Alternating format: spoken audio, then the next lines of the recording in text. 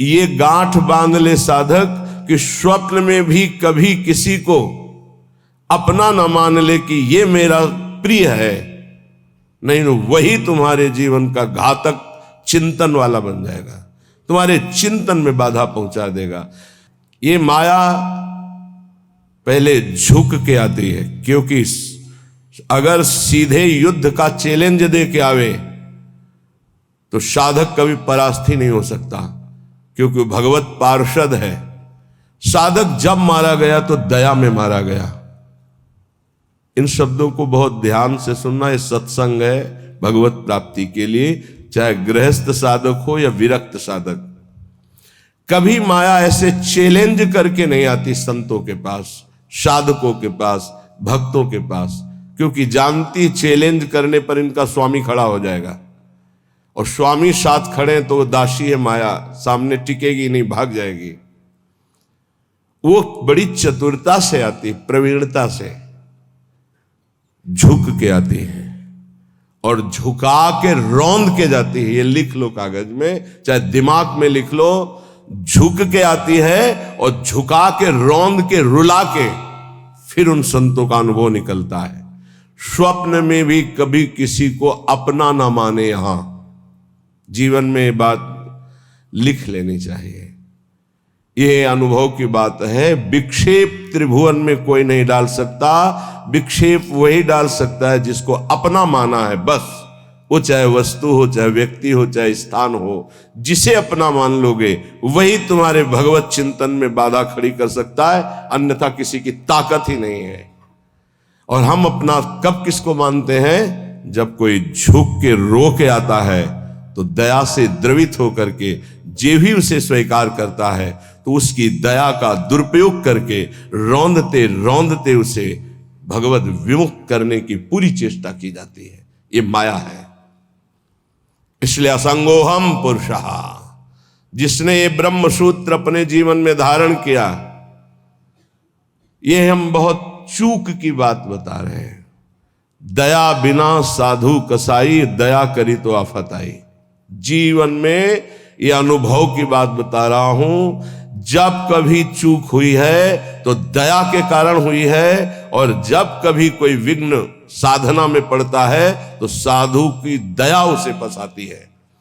इसलिए वो दया जो हमारे प्रभु के चिंतन में बाधा पहुंचा दे, कभी नहीं। दया दूर से करनी चाहिए। उपदेश कर दे भगवान नाम वाणी लीला का और छोड़ दे। पर होता क्या है, ये समर्थों को उपदेश दिया जाता है। जिनको अपने बल से उठाकर भगवत प्राप्ति करानी होती है उनको उपदेश नहीं दिया जाता, उनको गोद में लेके चला जाता है। पर ऐसे गोद में लेकर चलने के लिए चाहे अपनी दुर्गति हो जाए पर उनकी दुर्गति ना होने पावे, ऐसा स्वभाव संतों का, तो उनको दुख भोगना पड़ता है। यद्यपि उनकी महानता है पर उनको दुख भोगना पड़ता है। ये संसार उनको रुलाता है, ये संसार उनको पीटता है, ये संसार उनको मारता है, संसार उनके शरीर को नष्ट कर देता है। कितने उदाहरण हैं। अगर साधक निर्विघ्न परमात्मानंद में स्थित होना है तो दया किस पे करनी है? किसी पे नहीं। क्यों? क्योंकि सब भगवान का स्वरूप है। हम खुद दया के पात्र हैं। सब हम पर दया करें, हाथ जोड़ के तृणादपि सुनिचेन तो निकल जाओगे।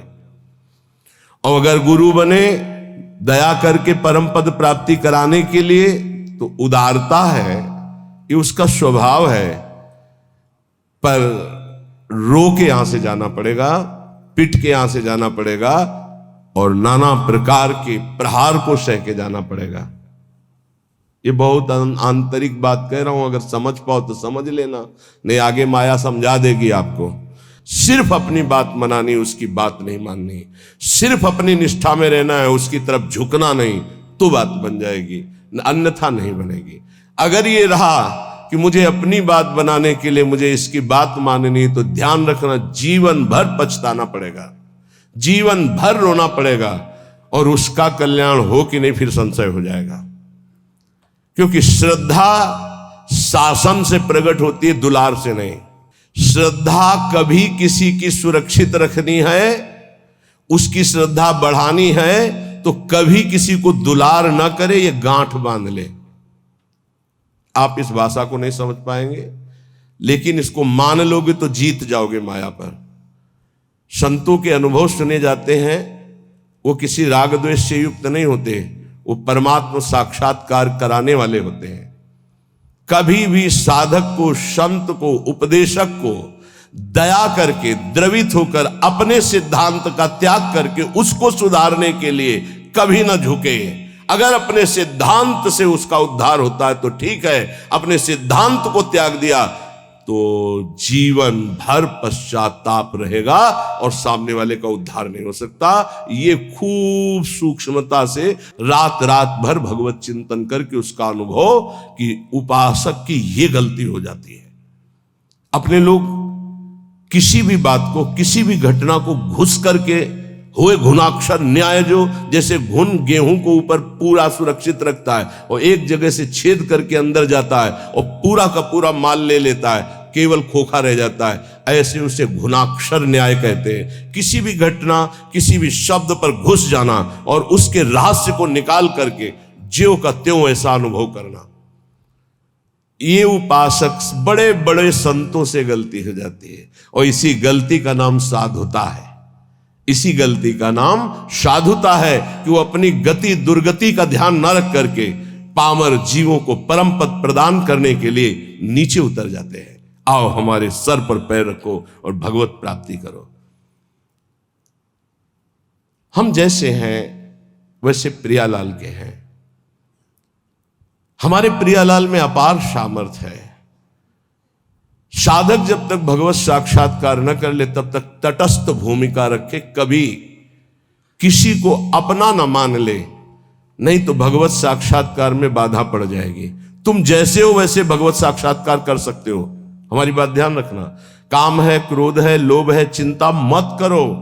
ये नारकी गति प्रदान करने वाले शत्रु हैं, पर हम जिनके शरणागत हैं उनके प्रभाव से, जैसे जंगहा लोहा पारस के प्रभाव से सोना बन जाता है, तो पारस भी तो जड़ है। जड़ पारस अपना स्वभाव नहीं छोड़ती तो चैतन्य घन परमात्मा और हमारी स्वामिनी किशोरी जो, वो अपना स्वभाव कैसे छोड़ देंगी? उनका स्वभाव ही है जो उनकी शरण में आ गया उसे निर्मल कर देना, प्रेम प्रदान कर देना।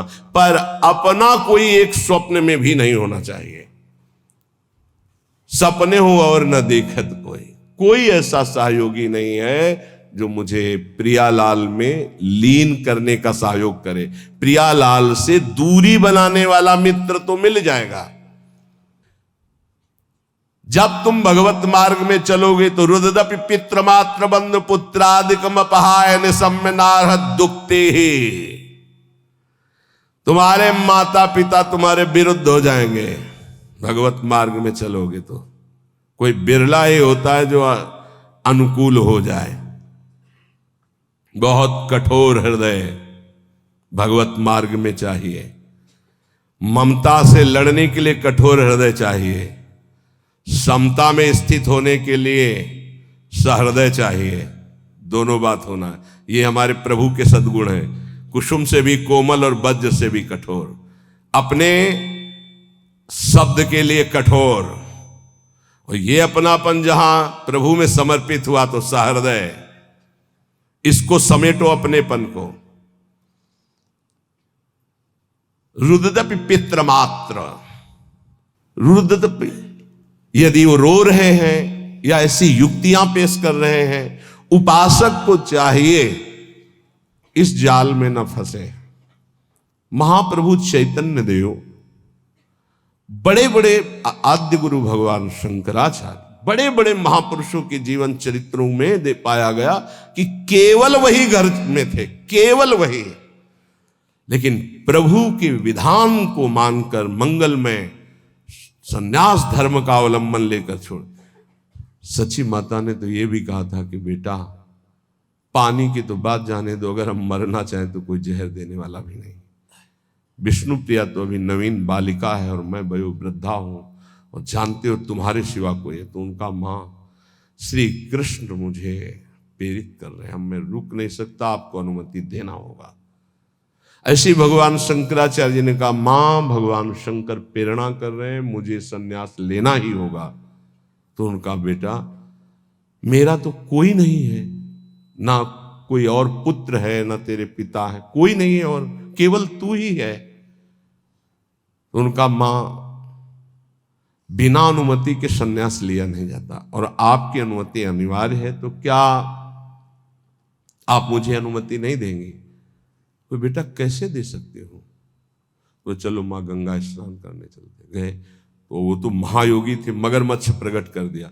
बोले, मां मुझे मगरमच्छ खा रहा है। अरे बोले, बेटा मैं वृद्धा हूं, कैसे बचा सकती हूँ? बोले, सन्यास की अनुमति देके कह दो सन्यास। बोले, बेटा मगरमच्छ से तो अच्छा है तुम जिंदा रहो, सन्यास ले लो। अनुमति हो गई, मगरमच्छ चलता, ध्यान हो गया।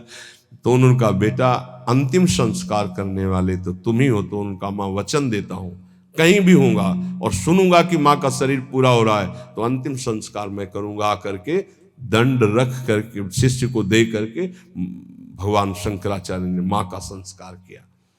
रुददपि पित्र मात्र बंधु पुत्रादिक अपहाय निशम्य नारहदत्ये। कोई युक्ति तुम्हें भगवान मार्ग से विमुख न कर पावे। बड़े प्रलोभन, बड़े भय, कमर कस के चलना इस मार्ग में। श्रीपाद कह रहे हैं, हृदय परम कठोरताम दधानो द्रुत मवलोकय कृष्ण केलि कुंजम। हृदय परम कठोरताम, इस मार्ग में चलने वाले को हृदय को बहुत कठोर रखना पड़ता है। और कठोर ऐसा जैसे नारियल, अंदर एकदम कोमल, बाहर एकदम कठोर। बाहर नारियल जैसा रहे ना, नारियल को देखते हो जटा, फिर कठोरता उसकी खप्पर की, और अंदर देखो बड़ा मुलायम मीठी गरी। ऐसे संत होते हैं, हृदय से एकदम कोमल, बाहर से एकदम कठोर, उनको जल्दी कोई पहचान नहीं सकता। हृदय परम कठोरताम दधानो द्रुत मवलोकय कृष्ण केलि कुंजम। यदि तुम मेरी ये बात मान गए और हृदय को कठोर कर लिया और ममता का त्याग करके निरंतर भजन किए, तो इसी जन्म में तुम श्री कृष्ण केलि कुंजम, श्री कृष्ण केलि कुंजम क्या, राधा केलि कुंजम, हाँ, श्री राधा केलि कुंजम प्रवेशम, प्रवेश हो जाएगा श्री जी की केलि कुंज में। ये संपूर्ण वृंदावन राधा केलि कुंज है, प्रियालाल की केलि कुंज है। मान जाओ, हम ये नहीं कह रहे कि हमारे भाव कहने का कि आप सन्यास ले लो, नहीं, ये नहीं कह रहे। हृदय को मोह ममता रहित करके उन्हीं के बीच में रखकर उनकी सेवा करते हुए खूब भजन करो। बोले, तुमने क्यों नहीं किया? हमारे भाग्य में लिखा था। ये तुम्हारे लोगों के भाग्य में लिख दिया है। किसने लिखा है? ब्रह्मा ने नहीं लिखा, गुरु ने लिखा है। ये ब्रह्मा के लिखे भाग्य से नहीं। कुंडली देख लो अपनी, निकलवा लो कुंडली, उसमें लिखा हो कि बाबा जी बनेगा तो हमें बताना। ये गुरु भाग्य बदल दिए। ये संत जन जहां जाते हैं ना, नारद सिख जे सुनहि नर नारी, अवसि भवन तजी होहि भिखार। संतों को भिक्षा देने का मतलब जानते हो? संचित कर्म, क्रियमाण कर्म, सबका नाश और महाभागवत पदवी प्रदान कर देना। जहां संत जाते हैं, जहां संत जूठन गिरती है, जहां संत वचन होते हैं, वहां माया की दाल नहीं गलती। वहां परमात्मा प्राप्ति के लिए उस जूठन से एक न एक पौधा तैयार होता ही रहता है। जहां संतों का चरणामृत गिरा और संतों की जूठन गिरी, वहां एक नया बीज प्रकट होता है। कौन? सो कुल धन्य उमा सुन जगत पूज्य सुपनीत, श्री रघुवीर परायण जे जन उपज विनीत। नाम प्रसंग कहे तो उपदेश जाया, धर्म धन्य सो देश धन्य सो कुल जे जन्म भयो। धन्य सो तात धन्य सो माय, संतत सकल सुनो चितलाय, श्री हरिवंश प्रताप। ए जाना है, श्री जी मिल गई तो अनंत जन्मों की बिगड़ी बन गई। जिसे भगवत प्राप्ति होनी होती है, उसके लक्षण क्या होते हैं? श्री भगवान सिद्ध पुरुष के लक्षण और भगवत प्राप्ति जिसको होनी होती है उसके वो आदर्श लक्षण होते हैं। भगवान श्री कृष्णचंद्र जी गीता जी में कह रहे हैं कि हे अर्जुन, यदृच्छालाभ संतुष्टो, ये बहुत सुंदर श्लोक है, जीवन में उतारिएगा। यदृच्छालाभ संतुष्टो द्वंद्वातीतो विमत्सरः, समः सिद्धाव सिद्धौ च कृत्वापि न निबध्यते। यदृच्छालाभ संतुष्ट, हे उपासक, ये सिद्ध महापुरुष के लक्षण है और उपासक को ये धारण करना चाहिए जिसे भगवत प्राप्ति करनी है। यदृच्छालाभ संतुष्ट, हम जो साधना कर रहे हैं, चाहे गृहस्थ धर्म से युक्त होकर चाहे विरक्त धर्म से युक्त होकर, यदृच्छालाभ संतुष्टो, अब भगवान की इच्छा से सुख दुखे समय कृत्वा लाभालाभो जया जयो, जय हो या पराजय, लाभ हो या हानि, सुख हो या दुख, संतुष्टायेन केनवा, मुझे संतुष्ट रहना, प्रसन्न रहना है, सुख और दुख में, लाभ और हानि में, जय और पराजय में। ये हमारी साधना की कसौटी है। साधना में पराजित हो गया और शांत है, यही तो साधुता है। यदृच्छालाभ संतुष्टो, हम फल प्राप्ति का उद्देश्य रख करके अगर साधना करेंगे तो हम विक्षेप को प्राप्त हो जाएंगे। ध्यान देना, हमको समता पर ध्यान देना है, यह है साधना का फल, और इस पर ध्यान प्राय नहीं। समता का क्या मतलब? हार और जीत में समान, लाभ और हानि में समान, सुख और दुख में समान। ये भगवान के वचन है। सुख दुखे समय कृत्वा लाभा लाभो जया जय, चित्त विक्षेप में या आनंद में समान, परिस्थिति बिगड़ी हुई या सही समान, कोई साथ दे रहा है या नहीं समान, साधना का फल मिल रहा है या नहीं समान। अरे 20 साल हो गए अभी वही काम क्रोध लोभ, समान वृत्ति, विक्षेप नहीं, शांत। यदृच्छालाभ संतुष्टो द्वंद्वातीतो विमत्सरः, बहुत अमृतमय। हम साधना कर रहे हैं, अनुकूलता मिले या प्रतिकूलता, लाभ मिले या हानि, मान मिले या अपमान, स्तुति मिले या निंदा, विकार है या निर्विकार, पर हमारी स्थिति में फर्क नहीं पड़ेगा, हमारी निष्ठा पे फर्क नहीं पड़ेगा, हमारी श्रद्धा पे फर्क नहीं पड़ेगा। यदृच्छालाभ संतुष्टो, पकड़ो पकड़ो इस बात को, अभी आनंदित रहोगे। हमें मतलब है नहीं अपने हृदय से, क्यों नहीं मतलब है? हमने दे दिया ना प्रभु को। बोले हमारा मन शांत नहीं, तो तुमने दिया क्या? यार किस तरह झूठे दानी हो। शरणागति तो यही से होती, तनुवांग मनोभिरमलई सोहम तयुआश्रिता, शरीर मन वाणी कर्म प्राण सब कुछ प्रभु को समर्पित, मैं सहित। अब हमारा क्या, ये तो हरि का है, प्रियाजू का है। फिर सुन लो, योगी सांगोपांग साधना करता है, साधना में कायरता नहीं है, लेकिन फल में अनुकूलता वे या प्रतिकूलता, लाभ मिले या हानि, मान मिले या अपमान, स्तुति हो या निंदा, जो कुछ भी हो उस समय अंतःकरण में सम रहना, ये साधना की उत्तम अवस्था है। असंतोष पैदा ना होने पावे। ये तो हुई विरक्त साधक या भगवत भक्त की। अगर गृहस्थ में है तो जैसे उत्तम व्यापार करता है, व्यापार में घाटा हो जाए या लाभ हो जाए तो भूले नहीं, घाटा हो जाए तो प्रभु को भूले नहीं, समान भाव।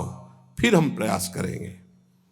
अंतःकरण बिगड़ना नहीं चाहिए, श्रद्धा नहीं बिगड़नी चाहिए। हर एक परिस्थिति में तुम्हारा अंतःकरण अपनी आराधना में लगा रहना चाहिए, तो उसके हृदय में जो फल होगा उसका नाम होगा समता, जो भगवत प्राप्ति का स्वरूप है।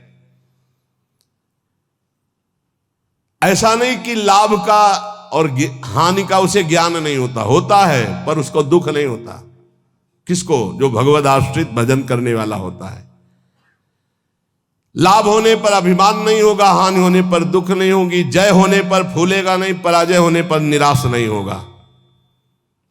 परिणाम में सुखी दुखी ना होना यह साधक का लक्षण है, परिणाम में सुखी दुखी होना यह संसारी पुरुष का लक्षण है। साधक का अंतःकरण अनुकूलता प्रतिकूलता के असर से ऊपर होता है। संसारी पुरुष का हृदय अनुकूलता पे हर्षित होता है, प्रतिकूलता पे रोता है, शोकित होता है।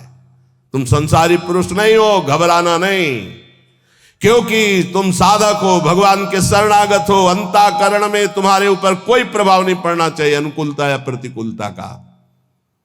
ये कब? जब पापाचरण नहीं होंगे तब। पापाचरण होंगे तो केवल बातें सुनोगे, इसका प्रभाव पड़ेगा।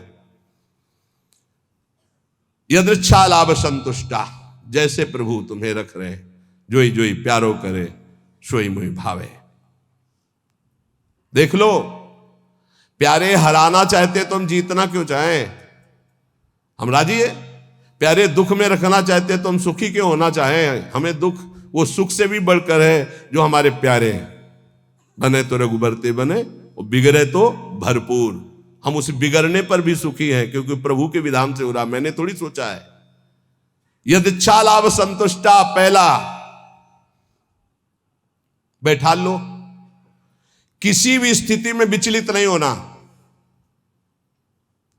किसी भी स्थिति में नहीं, ऐसा नहीं होता। लाभ हो या हानि हो, अनुकूलता हो या प्रतिकूलता हो, मान हो या अपमान हो, निंदा हो या स्थिति हो, समान भाव रख के तब माना जाएगा इष्ट प्रेम या गुरु प्रेम। जोई जोई प्यारो करे सोई मोई भावे। ये कोई सरल भाव नहीं है। प्यारे ने कैंसर दे दिया, भावे गाओ, जोई जोई प्यारो करे सोई मोई भावे। अनुकूलता में तो सब गाते हैं जोई जोई प्यारो करे सोई मोई, प्रतिकूलता में गाओ जोई जोई प्यारो करे सोई मोई भावे। आगे कह रहे द्वंद्वातीतो विमत्सरः, जो भगवान का भक्त होता है उस पर किसी भी द्वंद्व का प्रभाव नहीं पड़ता, सिद्ध महापुरुष पर। पूज्यपाद श्री उड़िया बाबा जी महाराज, प्रभुदत्त ब्रह्मचारी जी ने बहुत बड़ा संत संगोष्ठी रखी थी, जिसमें हरि बाबा और उड़िया बाबा भी पधारे थे। तो उस समय एक सन्यासी महान जो भारत में यश प्राप्त किए हुए थे, उनके गुरुजन, सिद्ध महापुरुषों की स्वाभाविक यश कीर्ति होती रहती है, तो उससे जो भगवत तत्व के ज्ञान होना और भगवत तत्व का बोध होना, इसमें अंतर होता है। तो भगवत तत्व के ज्ञानी थे वो, पर भगवत तत्व बोध संपन्न महापुरुष तो उड़िया बाबा थे। उन्होंने बस समस्या इतनी थी कि हरि बाबा जब घंटा बजाते थे तो सबसे पहले ओ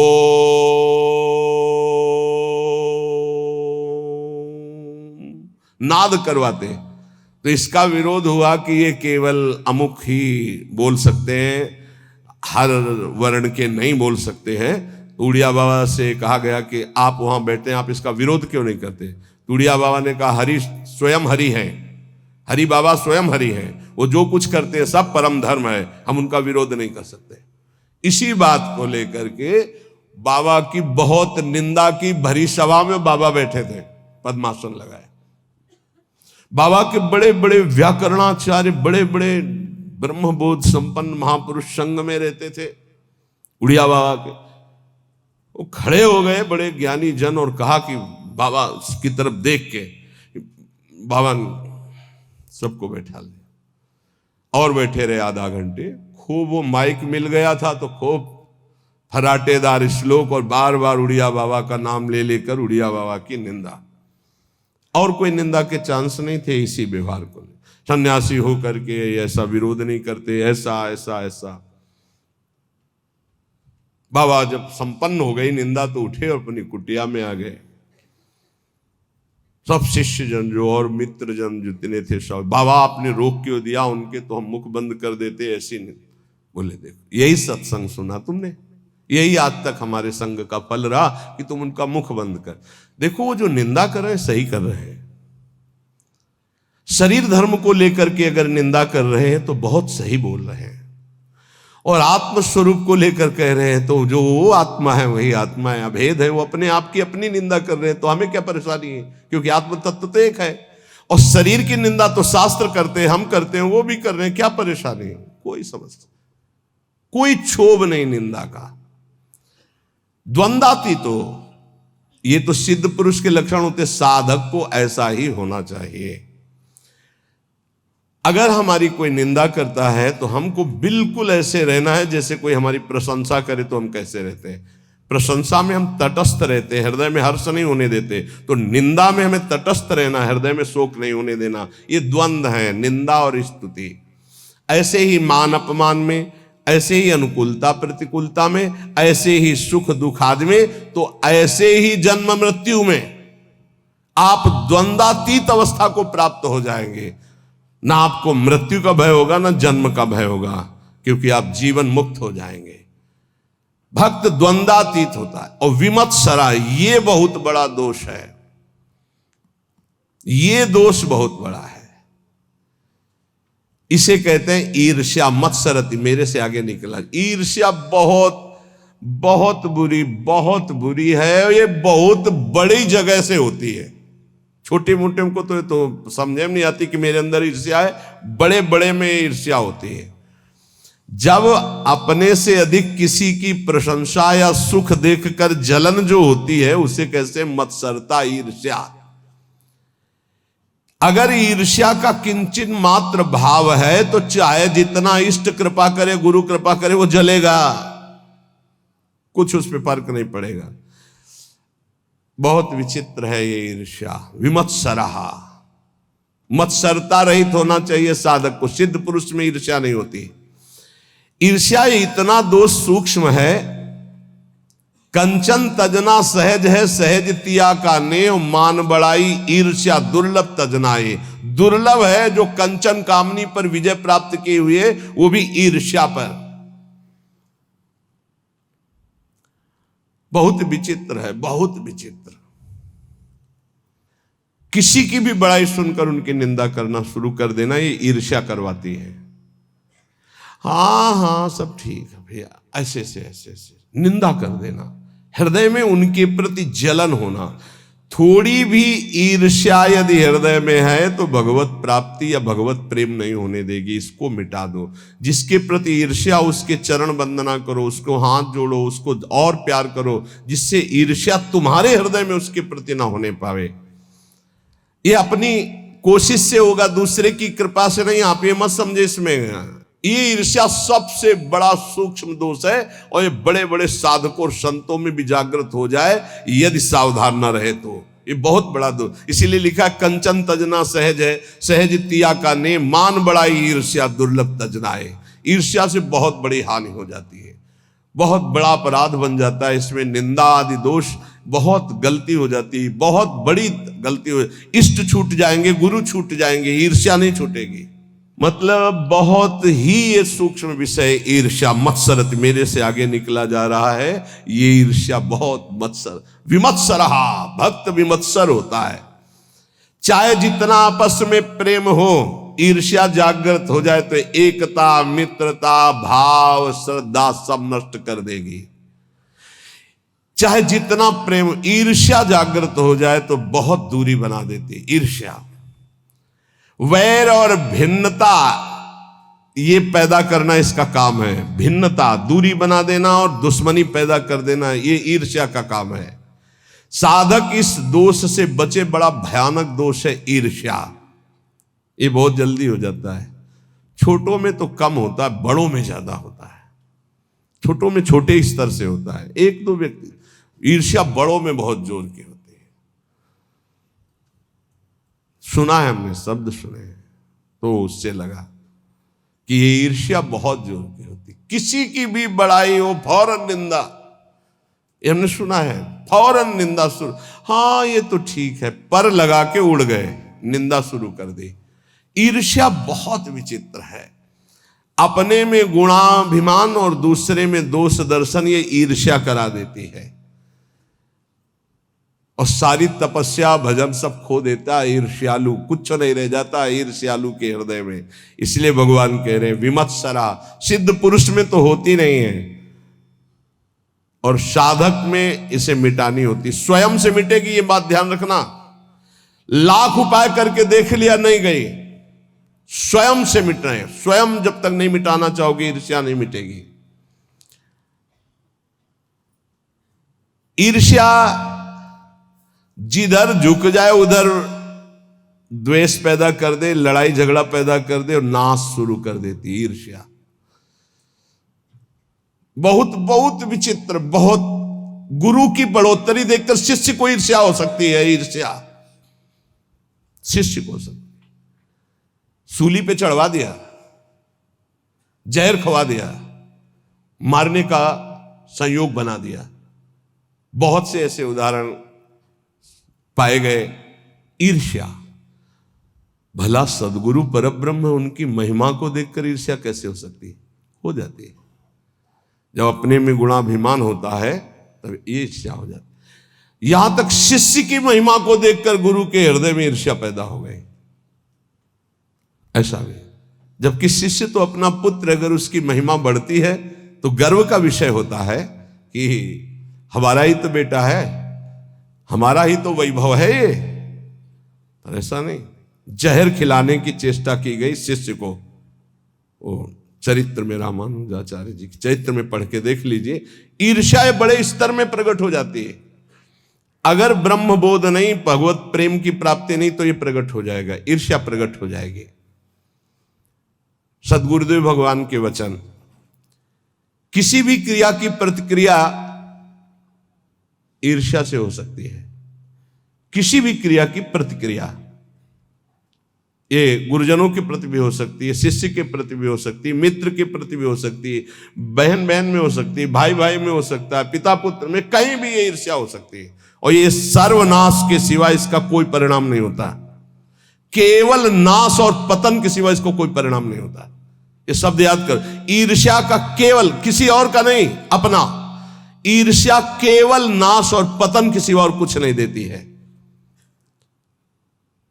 इसलिए सुखपूर्वक संसार बंधन से मुक्त होने के लिए इस ईर्ष्या का अवश्य त्याग करें।